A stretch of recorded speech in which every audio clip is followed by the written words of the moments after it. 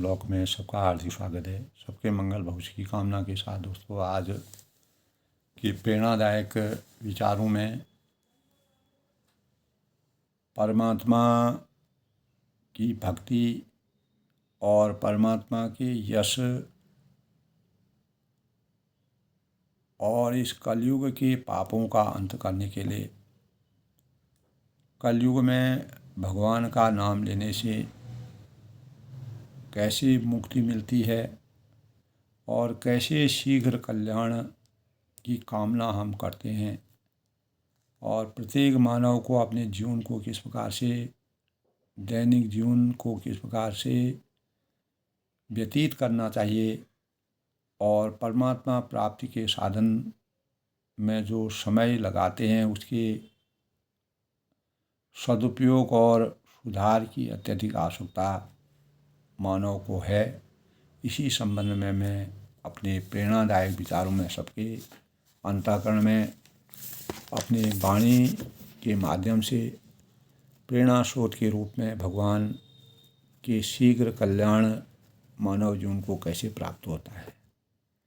तो भगवान का नाम लेना दोस्तों, कलयुग में भगवान का नाम लेने के लिए कि नाम केवल हमारे भगवान का नाम त्रेता में जो है भगवान रामचंद्र जी यानी त्रेता में सत्य की खोज हुई और सत्य के परिणाम स्वरूप भगवान को अनेक देवताओं की पूजा पाठ और द्वापर में धीरे धीरे उसका किस प्रकार से वर्णन हुआ और कलयुग में वही भक्ति का स्वरूप केवल नाम मात्र बन गया। नाम के ध्यान से ही भक्ति प्राप्त हो गई और द्वापर में मूर्ति पूजा भगवान की पूजा साधना करना। तो आध्यात्मिक मार्ग पर चलना, आध्यात्म मार्ग पर चलकर ही मनुष्य का कल्याण संभव है। अगर हम शीघ्र कल्याण की कामना करते हैं, कल्याण क्या है दोस्तों, हमारी बुद्धि का सृजन हो, हमारे अंतर्गण में सद्विचारों का प्रभाव हो, हम कलयुग द्वारा प्रदत्त भगवान द्वारा प्रदत्त जो भी चीज़ें हमको प्राप्त हुई हैं उनका सदुपयोग करें, अपने जीवन को सामर्थ्यवान बनाएं, किसी पर आश्रित न रहें, अपने जीवन में कर्म भावों को पराकाष्ठा को परिमार्जित करने में अपने जीवन को सार्थक बनाएं, लक्ष्यों और सफलताओं की पराकाष्ठा पर श्रेष्ठ स्थान पर पहुंच करके मानव कल्याण को करने के भावों का करें, वर्णन करें और हम अपने हाथों से भगवान देश की सुरक्षा, देश की मानवता और मानव धर्म को कैसे बचाने का प्रयास करें। यही हमारे शीघ्र कल्याण का स्वरूप है।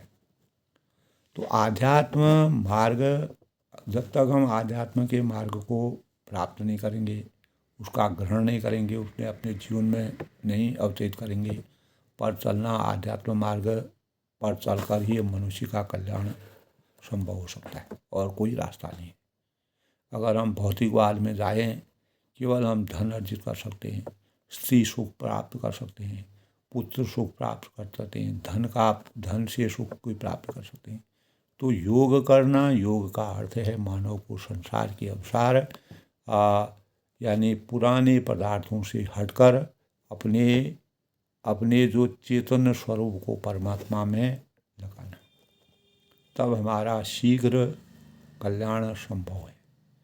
कल्याण का मतलब ही दोस्तों किसी के लिए अच्छा होना या शुभ कार्यों को करना, मंगल कार्यों को करना। जो भी व्यक्ति स्वार्थ में हो उसे विवेकपूर्ण मूल्य समृद्धि से जीवन, स्वार्थ के जीवन में जो जी रहा है उसको विवेक की प्राप्ति करना, जीवन की गुणवत्ता के रूप में उसके जीवन को चरितार्थ करना।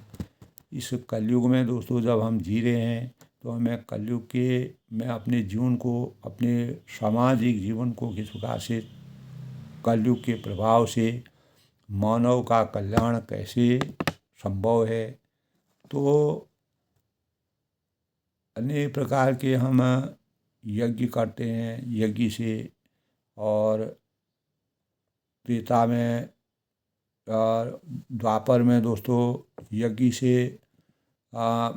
भगवान को यज्ञ के माध्यम से माना गया। त्रेता में चरण पादुका, जब भगवान राम जी की चरण पादुका को भरत जी ने राजगद्दी पर बैठाया और भगवान का प्रतीक के रूप में जिस प्रकार से वर्णन है।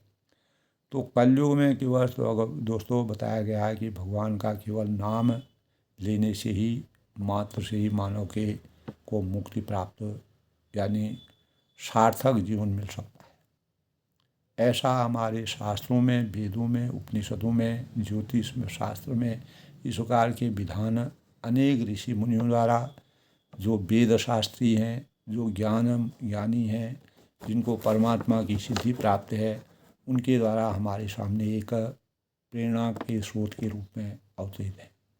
तो आध्यात्म मार्ग पर चलना ही मनुष्य का कल्याण का सबसे बड़ा मार्ग है। और आध्यात्म में योग का अर्थ है मानव को यानी इस संसार के अनुसार पुराने पदार्थों से हटकर, पुरानी चीज़ों को हटाकर अपने चेतन के स्वरूप को वर्तमान स्वरूप में जी करके मानव चेतना को जगाना। मन ही मनुष्य के बंधन का सबसे बड़ा कारण सोचते हैं, विचारते हैं, और वही हमारा मुक्ति का, अगर हमारे शुचिता के भावों का संचार हमारे मन में होता है तो हमें मुक्ति की प्राप्ति होती है। कल्याण मानव जीवन में कैसे संभव है? जीवन को गुणवत्ता के रूप में और जीवन को गुणवत्ता के रूप में जाना, अपनी एक पहचान बनाना, भगवान के रूप में समर्पित होना, अपनी दैनिक जीवन को योग, प्राणायाम और साधनों में व्यतीत करना, मानव हित, बुराइयों से मानव को जगाने के भावनाओं का संचार करना, आंतरिक रूप से मूल्यवान होना। जब हमारी अंतरात्मा में शुद्धता होती है, पवित्रता होती है, तो हमारे अंतःकरण में सुंदर भाव, अच्छे भावों का सृजन होता है। हम एक दूसरे को अच्छा ज्ञान दे सकते हैं, परमात्मा की प्राप्ति तक उसको पहुंचा सकते हैं। और मनुष्य का परम धन दोस्तों, मनुष्य का परम धन उसकी आत्मा की, यानी आत्मा की स्मृति, अपने अनुभवों का संग्रह और अपनी सामाजिक और आध्यात्मिक स्मृति है। और मन निहित यानी मूलतः दोस्तों, अगर हम अध्ययन करते हैं तो मानव कल्याण आम आदमी के जीवन से लेकर, अगर हम आम आदमी के लिए जीवन को लेकर चलें तो भरपेट भोजन है, और पहनने के लिए वस्त्र हैं, और रहने के लिए मकान है। और दूसरा प्रयास यह होना चाहिए कि संसार में सर्वथा शांति का और भाईचारे का माहौल बने। जब इतनी भी चीज़ें मानव को मिल जाती हैं तो ये इन चीज़ों से भी मानव परमात्मा के वास्तविक स्वरूप को प्राप्त करके अपने जीवन को सरलतम ढंग से बिता सकता है, और हम शीघ्र कल्याण की ओर बढ़ सकते हैं। शीघ्र कल्याण का यही स्वरूप है। अगर ये चीज़ें हमको प्राप्त हो जाएंगी तो हमारे मार्गदर्शन हमको मिलता रहेगा। तो मानव कल्याण को बढ़ावा देना सामाजिक नीति का अंतिम लक्ष्य होना, और जो जीवन यापन करता है, करना ही हमारा एक लक्ष्य नहीं है, स्वयं का जीवन जीना ही हमारा लक्ष्य नहीं है, तो आत्मिक प्रसन्नता ज़्यादा आवश्यक है। जब हमको एक कम भी अभाव भी हमारे जीवन में रहता है, लेकिन हमें आत्मिक और शांति, आत्मिक प्रसन्नता और शांति का एहसास, अपार धन कमाने से कोई फ़ायदा नहीं है अगर हमें शांति का भाव नहीं है हमारे अंतःकरण में। यानी शीघ्र कल्याण की कल्पना हम तब कर सकते हैं जब हमको सीमित साधनों के होते हुए हम अपने जीवन को परमात्मामय बनाएं और प्रत्येक मानव के चिंतन में शांति का एहसास करें, अर्थात सुख संतोष आत्मिक शांति का सबसे बड़ा स्वरूप है। संतोषम परम सुखम अयं निज परवेति गणना लघुचेतसानां उदार सहितानां तो वसुधैव कुटुम्बकम्। तो अहिंसा परमो धर्म, इससे हम यानी शीघ्र कल्याण के भावों का संचार कर सकते हैं। मानव को मानव से प्रेम भावों से जगा सकते हैं, मानव की चेतना को जा सकते हैं। अनेक प्रकार के शुचिता के भावों का संवाद करके एक दूसरे से विचार विमर्श करके, तो लोग दोस्तों, अगर हम आधुनिक परिवेश में देखते हैं कि लोग परमात्मा प्राप्ति के साधन में समय लगाते हैं और उसे सदुपयोग और सुधार की अत्यधिक आवश्यकता है। तो साधन के लिए जैसी चेष्टा होनी चाहिए वैसी वस्तुतः नहीं हो पाती है। और चार साधकों के विषय में तो यह नहीं कहा जा सकता है कि दोस्तों कि पर अधिकांश जो साधक विशेष लाभ उठाते नहीं दिखते हैं। तो यद्यपि उन्हें लाभ होता है पर वह बहुत ही साधारण होता है।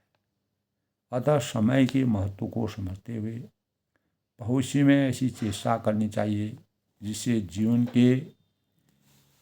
जीवन जो हमारा जीवन है, जीवन के भाग का अधिकाधिक सदुपयोग होकर जो हमारा जीवन का अधिक से अधिक समय है उसका हम सदुपयोग करें। परमात्मा की प्राप्ति शीघ्र ही शीघ्र हमको प्राप्त हो सकती है। जब मानव की मृत्यु निकट आ ही रहती है तो हमें अचानक यहाँ से चले जाना होता है। तो जब तक मृत्यु दूर है और शरीर स्वस्थ है तब तक आत्मा के कल्याणार्थ प्रत्येक प्रकार से तत्पर हो जाना चाहिए। तो मनुष्य जन्म ही जीवात्मा के कल्याण का एकमात्र साधन है। और देव योनि भी दोस्तों यद्यपि पवित्र है पर उसमें भोगों की अधिकता के कारण साधन बनना कठिन है। इसीलिए देवगण भी यह इच्छा रखते हैं कि हमारा जन्म मनुष्य लोक में हो। बड़े भाग मानुष तन पावा, जिससे हम भी अपना सी साधन कर सकें, यानी परमार्थ कर सकें, परोपकार कर सकें और शीघ्र कल्याण की कामना कर सकें, ऐसे जिससे हम भी अपना योगदान देने में अपना कार्य करें। तो रामचरितमानस में अनेक जगह कहा है कि दोस्तों मनुष्य का जीवन सर्वोपरि है। ऐसे सुर दुर्लभ मनुष्य जन्म को पाकर भी जो लोग यानी अनेक प्रकार की ताश चौपड़ यानी इस प्रकार की चीज़ें खेलते हैं, गलत चीज़ों का सेवन करते हैं, नशा करते हैं, व्यर्थ का भगवात करते हैं, अनर्गल चीज़ों को बोलते हैं और लोग निंदा करते हैं, तो वे अपने वास्तविक अमूल्य समय को व्यर्थ ही त्यागते हैं। बल्कि यानी वह मर कर भी त्रियक यानी योनि अर्थात इससे भी नीच गति को प्राप्त होते हैं। ये हमारे शास्त्रों के विधान के अनुसार है। तो वे जाना अमूल्य समय को व्यर्थ, जो समय के सदुपयोग को जानते हैं वो कभी भी उसके वास्तविकता को जानते हैं। बल्कि यानी वह जीवन की अमूल्य जो हमारा समय है, जो निरंतर हमारा समय जा रहा है, उसके महत्व को समझकर साधन में तत्पर हो जाते हैं। तो जो भी उनके संसाधन हैं, कर्म भाव हैं, कर्म प्रधान विश्व रचना का जो जज करें तत्फल शाखा, तो बहुत शीघ्र अपना कल्याण हम कर सकते हैं। अतः जिज्ञासुओं को, जिनको अभिलाषा होती है, उत्कंठा होती है, आकांक्षा होती है, तो उचित है कि वे समय के सदुपयोग और सुधार के लिए विशेष रूप से, खास रूप से दत्त चित्त होकर, यानी प्रतिबद्ध होकर साधन को परिपक्व बनाने में तत्पर हो जाए, तो शीघ्र कल्याण तभी संभव है जब भगवान ने हमें बुद्धि प्रदान की है, भगवान ने मानव जीवन में हमको अवतरित किया है, उसे हम सद्विचारों में, सत् कार्यों में लगाने की ओर अपना मार्गदर्शन करें। और जो अविवेकी इस मनुष्य शरीर को विषय भोगों में, निंदनीय कर्मों में लगा देते हैं, उसमें और पशुओं में कोई भी अंतर नहीं दिखता है। इसीलिए सच पूछा जाए तो कहना पड़ेगा कि कर्म कई अंशों में से उनमें भी किए गए बीते हैं। हम स्वप्न में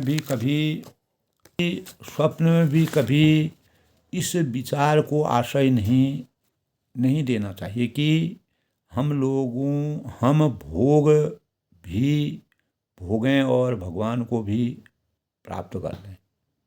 अनेक प्रकार के भौतिक भोगों के परिवार में भी रहें, भगवान की प्राप्ति करके अपने जीवन को भी सामर्थ्यवान बनाएं, तो यह संभव नहीं है।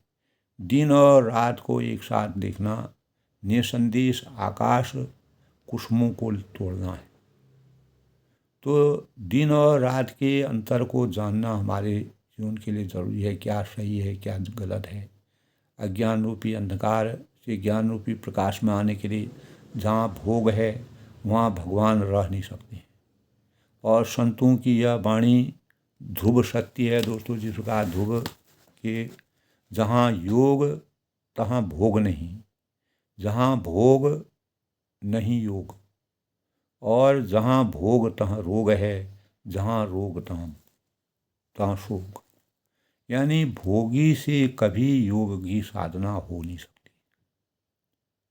भोग का फल रोग और रोग का फल शोक होता है। और पाप ताप और रोग शोक को आंतरिक निवृत्ति के लिए विषयों से मुंह मोड़कर साधन पथ पर उत्तरोत्तर अग्रसर होते रहना मानव जीवन का परम कर्तव्य है। संसार में, इस संसार नाट्यशाला में सार वस्तु परमात्मा है और उससे भिन्न सब कुछ सर्वथा निस्सार है, क्षणिक और अनित्य है। अतः जो मायिक पदार्थों के संग्रह और भोगों के आसक्त होने के कारण यदि इसी जन्म में हम परमात्मा की प्राप्ति न कर सकें तो निर्विवाद रूप में मानना होगा कि हमारा जीवन भार रूप में है, मनुष्य रूपेण मृगासरन्ति। यानी इसलिए दोस्तों, आप या हम मानव कर्तव्य पर विचार तो करने में सामर्थ्यवान हैं। भगवान हमको या आपको उन्नति के लिए आवाहन करते हैं, और अवन्नत होना तो कर्तव्य विमुखता है। भगवान श्री कृष्ण जी के उद्बोधन में एक जगह वाणी पर ध्यान देना हमारा चरम कर्तव्य है। उद्धरे दात्मन न आत्मनं, उद्धरे दात्मन न आत्मनं, न आत्मा आत्मानमौ साधयेत्।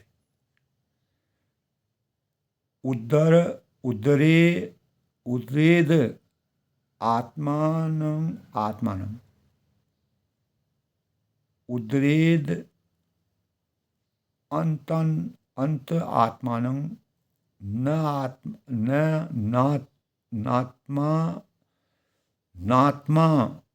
नात्मानं न आत्मानं मौ संदेहेन।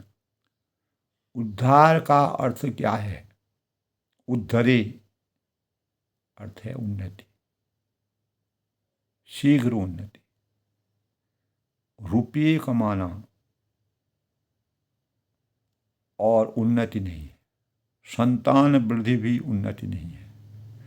और सब तो यही यही यही धरे रहेंगे। संतान भी यही रहेगा, भौतिक धन भी यही रहेगा, स्त्री भी यही रहेगी। तो इनका मोह त्याग कर आत्म उद्धार के प्रति विलक्षण मार्ग पर आगे चलने की कामना करनी चाहिए। समय को व्यर्थ कभी नहीं खोना चाहिए। समय का सदुपयोग, जो लोग प्रमाद है, आलस्य है, निद्रा है, भोग में समय को बिताते हैं, वे अपने को जानबूझकर अग्नि में झोंकते हैं। निश्चित है दोस्तों, ये सतयुग में क्या हर एक युग में ये पराकाष्ठा है। मानव जीवन में अगर प्रमाद, आलस्य, निद्रा ये हमारे शत्रु के रूप में हैं, ये अपने को जानबूझकर अग्नि में झोंकते हैं। प्रमाद भी मृत्यु है। समय को व्यर्थ खोना ही प्रमाद है। बहुत से हमारे जनमानस देखे जाते हैं भाई, साधन के लिए समय निकालते हैं सही, परंतु उन्हें लाभ के बराबर हो रहा हो, पर इसका कारण यह है कि वे समय का सदुपयोग और सुधार नहीं करते। वे कभी एकांत में बैठकर यह नहीं सोचते हैं कि जो ऋषि सेवित बातें हैं, ऋषि मुनियों के द्वारा तपोभूमि में जो जन्म लेते हैं और ब्राह्मण हैं, जाति में उत्पत्ति और भगवान संबंधी चर्चा करने सुनने का अवसर, इन सारी अनुकूल सामग्रियों से जुट जाने पर भी यदि सुधार न हुआ तो फिर कब होगा। तो अब तो सावधान होना मानव जीवन में अगर ज्ञान की पराकाष्ठा है, तो प्रत्येक मानव को सावधान और तया ऐसा प्रयत्न करना चाहिए कि जिससे थोड़े समय में ही बहुत अधिक लाभ प्राप्त किया जा सके। तो आगे के भावों से, आप आगे की रचनाओं से हम साधारण बुद्धि के अनुसार जो अनुरोध करते हैं, भगवान का नाम लेते हैं, उससे निश्चय ही हो सका कि स्वल्प काल में ही हम अत्यधिक लाभ किस प्रकार से उठा सकते हैं। तो सबसे पहले दोस्तों, पहले हमको अपने नियमबद्ध दैनिक स्वरूप को सही करना चाहिए।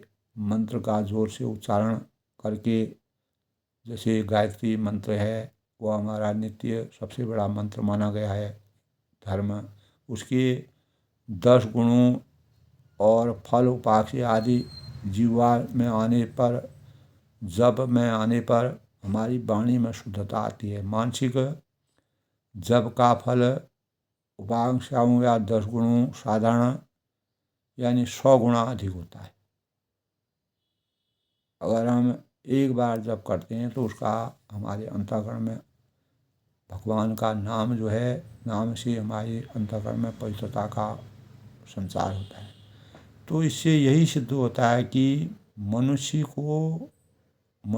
100 वर्षों में साधारण वर्ष जब से जो फल प्राप्त कर सकता है, वही फल वह मानसिक जप द्वारा उसे एक ही वर्ष में प्राप्त कर सकता है। सबसे बड़ी चीज़ ये है दोस्तों, कर्मेंद्रियाणि संयम यह आस्ते मनसा शरणं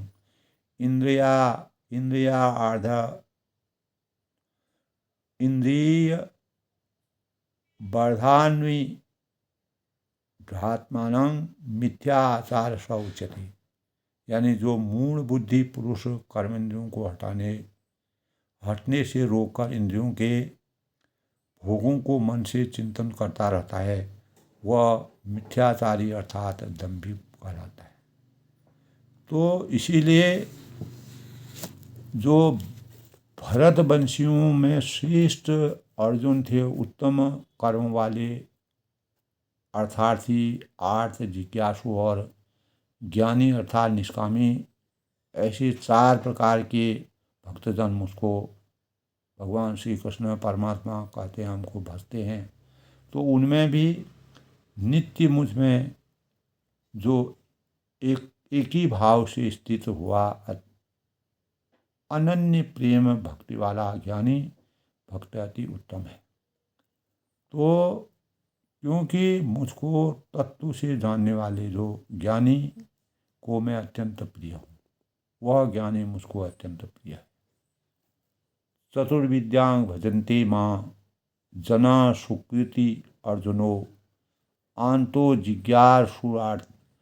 जिज्ञासुर अर्थी ज्ञानं च भरत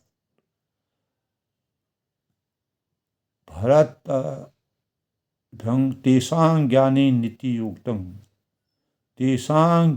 नित्ययुक्तं एक भक्तिर विंशिष्यते विप्रो हि ज्ञानी नो अव्यर्थम स च मम प्रिय, यानी वही मेरा प्रिय है। अर्थात निष्काम भक्त को भगवान ने अपना ही स्वरूप माना है और ज्ञानी त्वमेव में मतम वही सबसे श्रेष्ठ है। यह गायत्री मंत्र के जप की तरह किसी भी मंत्र अथवा नाम के जप से यदि हमें थोड़े ही समय में अधिक लाभ प्राप्त करना है, अगर हमको अभीष्ट आचरण में एक बार भी नहीं आती है तो वह हमारे जीवन में व्यर्थ होता है। तो यह समझता है कि देवता, ब्राह्मण, गुरु और ज्ञानी जनों का पूजन शुचिता, सरलता, ब्रह्मचर्य और अहिंसा यह शरीर संबंधी तप कहलाता है, पर उसका यह केवल समझना मात्र ही नहीं, जब तक वह अपने जीवन में वैसा व्यवहार हम नहीं करते हैं। दूसरा भाई केवल एक ही श्लोक को पढ़ता है पर उसे वह अक्षरशः उसका अनुपालन करता है तो वह शीघ्र लाभ प्राप्त करता है। तो हमें अंतर मन से अपने जानना, तब अर्जुन जो पुरुष इस भगवान श्री कृष्ण ने कहा है कि अर्जुन से जो पुरुष इस धर्ममय हम दोनों के संवाद रूप गीता शास्त्र को पढ़ेगा अर्थात नित्य पाठ करेगा, उसके द्वारा मैं ज्ञान यज्ञ से पूजित होऊंगा, ऐसा मेरा मत है। ऐसा मानव चेतना के लिए यह शीघ्र उन्नति का सबसे बड़ा साधन है। जो पुरुष सदायुक्त, दोष दृष्टि से रहित और हुआ भगवद गीता शास्त्र का श्रवण मात्र ही करेगा, वह भी पापों से मुक्त होकर उत्तम कर्म करने वालों के श्रेष्ठ लोगों को प्राप्त होएगा। ये भगवद गीता में कहा गया है। अतएव कम से कम प्रत्येक मनुष्य को गीता जैसे ग्रंथ के श्रवण द्वारा यमराज का द्वार तो बंद कर ही देना चाहिए, यानी सद्बुद्धि को अपना करके अपने जीवन को श्रद्धायुक्त और दोष दृष्टि से रहित बना करके पापों से मुक्ति होकर उत्तम कर्म करने की पराकाष्ठा के भावों का संचार करके कल्याण हमारा कैसे हो सकता है। परमात्मा की प्राप्ति के साधन में जो समय लगाते हैं उसके सदुपयोग और सुधार की अत्यधिक आवश्यकता आज के परिवेश में है।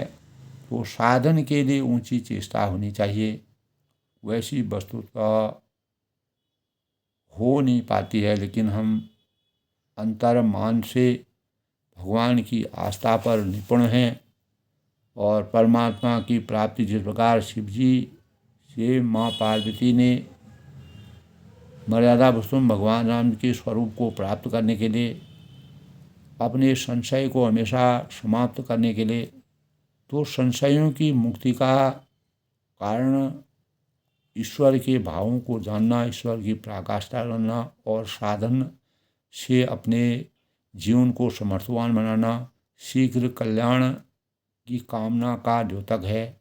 आज के प्रेरणादायक विषय में दोस्तों अपनी वाणी को विराम देते हुए मनुष्य को सही मार्ग का चयन करके और परमात्मा प्राप्ति के साधन में अपना अधिक से अधिक समय अपने कर्मों की आसक्ति को उजागर करते हुए कर्म भावों से जीवन को आगे बढ़ाते हुए शीघ्र कल्याण की कामना से मानव मात्र ही नहीं, सामाजिक परिवेश और स्वयं के जीवन में और देश की उन्नति में सुंदर भावों की संरचना करके, सुंदर भावों की सृजन करके आत्मचिंतन के द्वारा भगवान के को साक्षी रखते हुए संकल्प शक्ति से अपने कार्यों को करने की अभिरुचि